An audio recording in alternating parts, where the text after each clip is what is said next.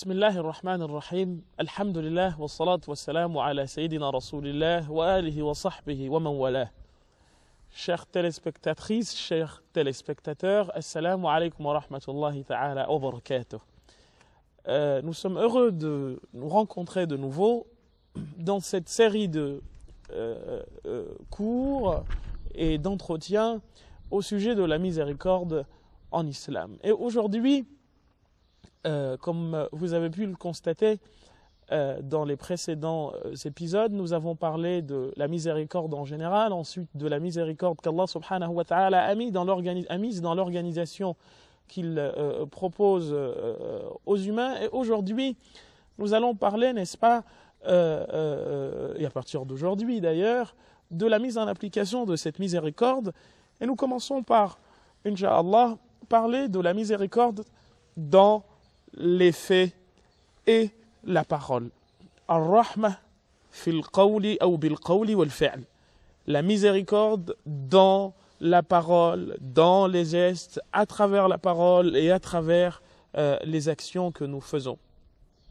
C'est très simple en fait de parler de miséricorde, de parler de tolérance, de parler de compassion, parce que malheureusement, ceux qui en parlent le plus, comme dit l'adage français, sont ceux qui en font le moins. Or, il est attendu du musulman de ne pas se contenter de simples déclarations, car voyez-vous, les déclarations, tout le monde en est capable. On dit d'ailleurs que la langue n'a pas d'os et que par conséquent, nous pouvons même construire par la langue le ciel et le déconstruire en une fraction de seconde. Ce qui est attendu de nous, c'est bien entendu à la fois des paroles et des actes qui vont dans le sens justement de la miséricorde.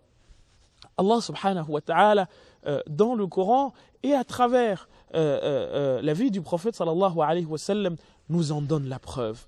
Commençons d'abord par la notion de parole. Allah subhanahu wa ta'ala a comparé une bonne parole à quelque chose de formidablement extraordinaire. Il dit kalimatun tayyibah, un bon mot, une belle expression que tu dis à quelqu'un, kashajara tayyibah. C'est comme un arbre, comment dire, un bon arbre, un arbre fructice qui donne des fruits dont les racines sont sur terre et les fruits sont au-dessus et en fait on les cueille. Voyez-vous, cette métaphore est d'autant plus belle qu'elle permet de nous dire une chose très simple qui est que finalement les paroles, contrairement à ce que nous disons, eh bien on dit tout le temps dans l'adage les paroles s'envolent et les écrits restent. Ici on dit les paroles ont des traces. Les paroles laissent des traces. Et c'est la raison pour laquelle cette miséricorde doit se sentir dans et à travers la parole. C'est ainsi d'ailleurs que le prophète sallallahu alayhi wa sallam, lorsque Abu Musa al-Ash'ari radiyallahu anhu ardah demande au prophète sallallahu alayhi wa sallam lequel des musulmans est le meilleur. Akhbirni ya Rasulallah an ayy al-mu'minina afdal. Le prophète sallallahu alayhi wa sallam, lorsque Abu Musa al-Ash'ari lui pose cette question, lam yaqul aktharuhum salah, il n'a pas dit celui qui fait le plus de prières, am aktharuhum siyaman, celui qui fait le plus de jeûnes, am aktharuhum kadha wa kadha min al-af'al, celui qui fait tant parmi les actions, min al-arkan wal wajibat al-islamiyya, parmi les piliers et les obligations religieuses. Wa innama qal man salima an-nas min lisanihi. C'est celui dont les gens sont en paix avec la langue. Il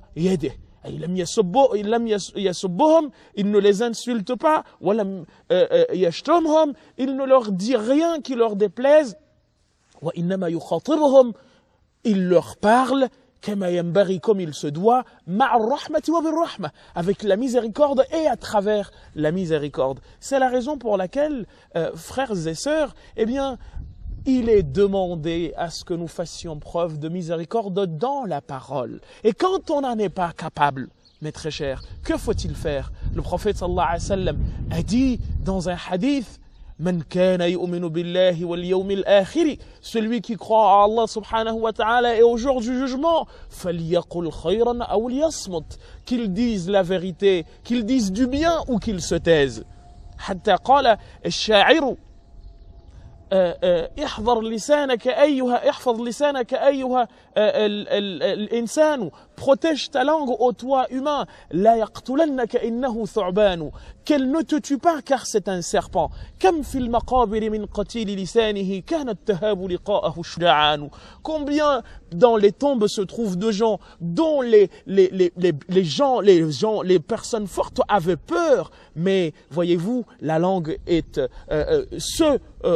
à cause de quoi ces gens-là ont été, tués, ont été assassinés, ou quelque chose à cause de leur langue leur est arrivé qui a nui à leur vie d'une façon ou d'une autre, les conduisant ou les faisant passer de vie à trépas. Donc, la miséricorde dans la parole, c'est bien entendu de dire quelque chose d'utile, c'est de dire à ton frère quelque chose qui va lui plaire, c'est de ne dire que la justice, c'est de ne dire que la vérité, c'est bien entendu de pouvoir, n'est-ce pas, rendre heureuse la personne à laquelle on s'adresse.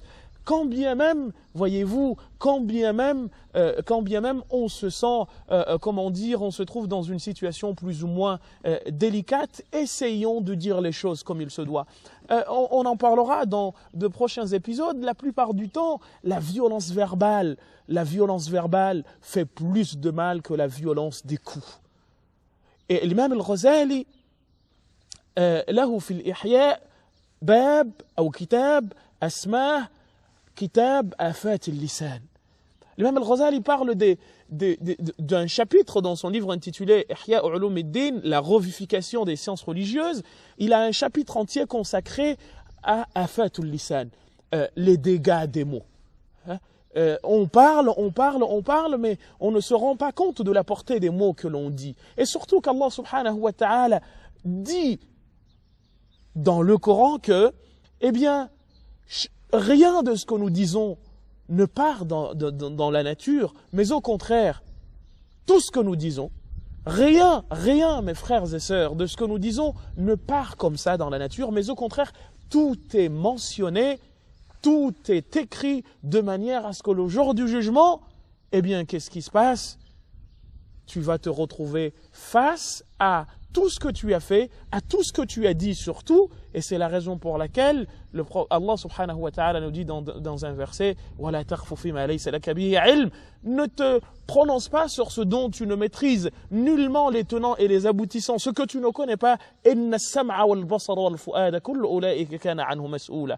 Car lui, la vue, la langue, tout cela tu auras à rendre compte, ainsi que le cerveau et l'esprit. Donc tu auras à rendre compte de tout ce qu'Allah subhanahu wa ta'ala t'a donné. Et c'est la raison pour laquelle, voyez-vous, le jour du jugement, il sera demandé à la langue de se taire. Al-yawma nakhtimu ala afwahihim. Ce jour-là, nous allons fermer la bouche. Elle ne parlera pas. Wa tukallimuna aydihim wa tashhadu arjuluhum bima kanu yaksibun. Donc, voyez-vous, Ar-Rahma fil kalam ou bil kalam, la miséricorde dans la langue, elle est fondamentale. Ne disons encore une fois que ce qui peut satisfaire Allah subhanahu wa ta'ala et non ce qui, bien entendu, va, déplaire à Allah subhanahu wa ta'ala, car en faisant du tort à notre voisin, à notre frère, à une personne humaine ou ne serait-ce qu'à un animal,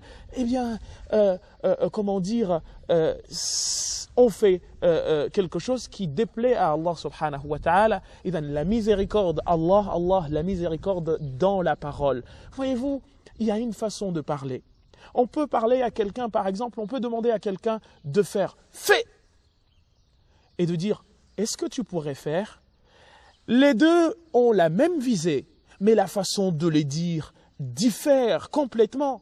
Quand tu parles à la personne avec violence, qu'est-ce qui va se passer? Il va se passer, mes frères et sœurs, que la personne va soit exécuter, mais sera blessée, ou au contraire, la personne ne fera pas. On en parlera bien entendu dans d'autres épisodes, mais la violence dans la parole est quelque chose de très très dur. Et c'est d'ailleurs pour cette raison que lorsque nous avons parlé au tout début, dans le premier épisode de la miséricorde en général dans l'islam, nous avons cité longuement le verset dans lequel Allah subhanahu wa ta'ala dit au prophète sallallahu alayhi wa sallam « وَلَوْ كُنْتَ فَظًّا غَلِيظَ الْقَلْبِ c'est justement de dire des grossièretés, dire des choses qui blessent, dire des choses qui n'ont rien à voir avec la vérité. Et then, rahma, Allah, mes frères et sœurs, la miséricorde dans la parole, disons des choses qui puissent plaire à Allah subhanahu wa ta'ala, qui puissent également faire du bien à ceux auxquels on s'adresse.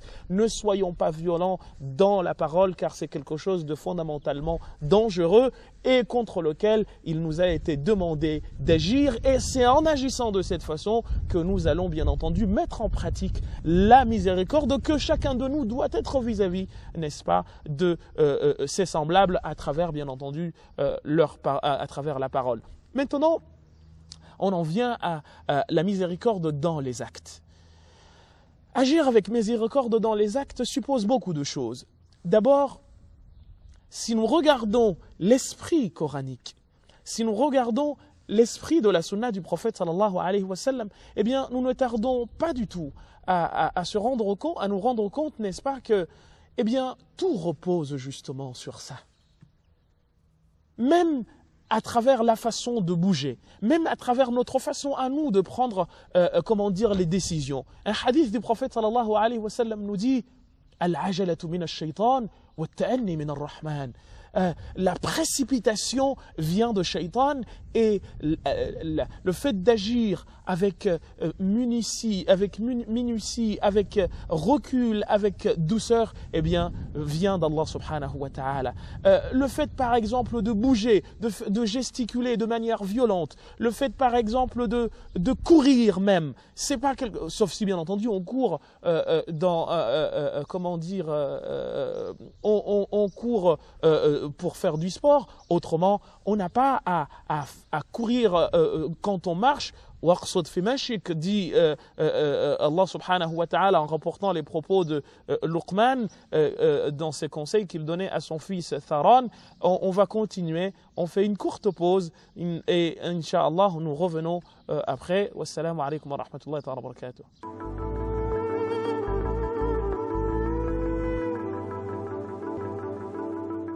Salam alaikum wa rahmatullahi wa barakatuh. Chers téléspectateurs, chères téléspectatrices, bienvenue dans votre rendez-vous de nouveau dans ce que nous avions commencé à dire au sujet de la miséricorde dans les actes.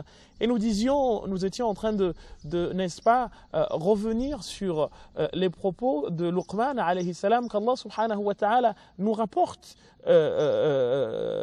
ces propos qu'il a adressés à son fils qui s'appelait Tharan, selon bien entendu les avis des uns et des autres, car il y a une divergence sur le nom donné au fils de Luqman, auquel les conseils prodigués par Luqman étaient destinés et dont Allah subhanahu wa ta'ala nous fait part dans le Coran.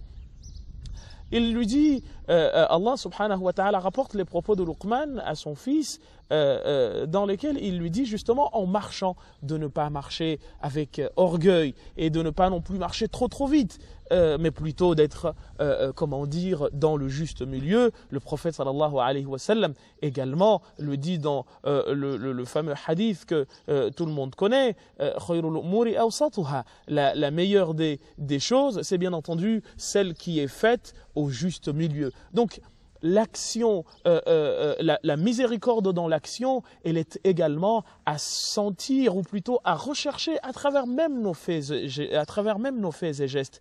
Ne pas, par exemple, violenter quelqu'un, c'est des choses dont on parlera plus tard, mais ici on est dans l'action au sens global du terme. Entreprendre telle ou telle chose, la façon dont nous avons à bouger, la façon dont nous avons à rester en place, la façon dont nous avons à gesticuler, tout cela également obéit à une règle très simple, qui est la règle de quoi? Qui est la règle du juste milieu. Et c'est d'ailleurs pour cette raison que le prophète sallallahu alayhi wa sallam dans un hadith dit que sata'ti ala ummati, il viendra, ou kama qala Rasul sallallahu alayhi wa sallam, il viendra à ma communauté, ayyamun, des jours, al-qa'idu fiha khayrun min al-qa'imi, dans lesquels vous allez voir justement l'esprit de juste milieu dont nous sommes en train de parler. Eh bien, celui qui sera assis sera mieux que celui qui sera debout. وَالْقَائِمُ فِيهَا خَيْرٌ مِّنَ الْمَاشِي. Et celui qui sera debout sera mieux que celui qui sera en train de marcher.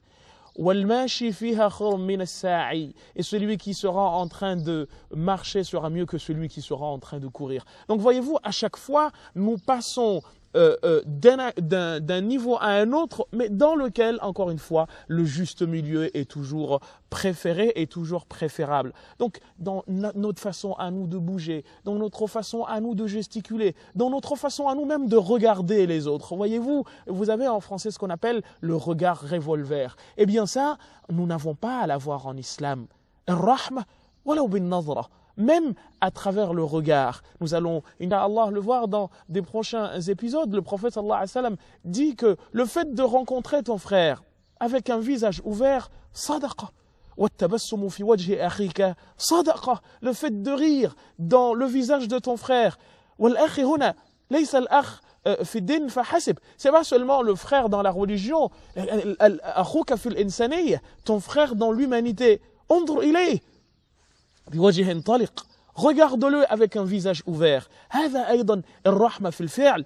Ça c'est la miséricorde dans la pratique. لا تنظرن إلى أخيك باحتقار أو بعنف. Ne regarde pas ton frère avec comment dire dédain ou plutôt avec violence. لكن انظر إليه باللطف والرحمة. Regarde-le de manière douce, de manière comment dire de manière apaisée, et de cette façon, vois-tu, eh bien tu vas t'attirer l'amour de cette personne, car voyez-vous, et nous n'en parlerons jamais assez, le but de se comporter avec miséricorde, le but de parler avec miséricorde n'est rien d'autre que de satisfaire Allah subhanahu wa ta'ala, et bien entendu de rendre heureuses les personnes en face desquelles eh bien, on se retrouve. Voyez-vous, cette douceur, cette façon de faire, nous allons en parler, concerne même les animaux, concerne même les objets. Nous n'avons bien entendu pas à faire ceci ou cela. On verra par exemple que en faisant ceci ou cela, mais dans la violence, eh bien le résultat est que nous perdons bien entendu en estime vis-à-vis des gens, ou plutôt nous devenons des gens dont les autres ont peur, mais ce n'est pas ce qui est recherché. Ce qui est recherché, frères et sœurs, c'est bien entendu d'être aimé de tout le monde. Être aimé de tout le monde. Et c'est ainsi que le prophète sallallahu alayhi wa sallam était. كان يسلم عليه الحجر. وكان يقول في الحديث الصحيح, il disait dans le hadith sahih, إني لا أعلم الحجر الذي يسلم علي في مكة. Je connais la pierre qui me disait Assalamu alayka ya Rasulallah, moi étant à la Mecque. Pourquoi? Pourquoi le prophète sallam avait-il justement des objets qui lui disaient salam? L'imam al-Barzanji, il rapporte l'imam al-Barzanji dans son mawlid que le prophète sallallahu alayhi wa sallam بميلاده أو بظهوره في الدنيا, par sa naissance ou plutôt par son apparition dans ce monde, eh bien وأينعت الثمار وأدنى الشجر للجاني جناه لرحمة نزلت مع رسول الله صلى الله عليه وسلم.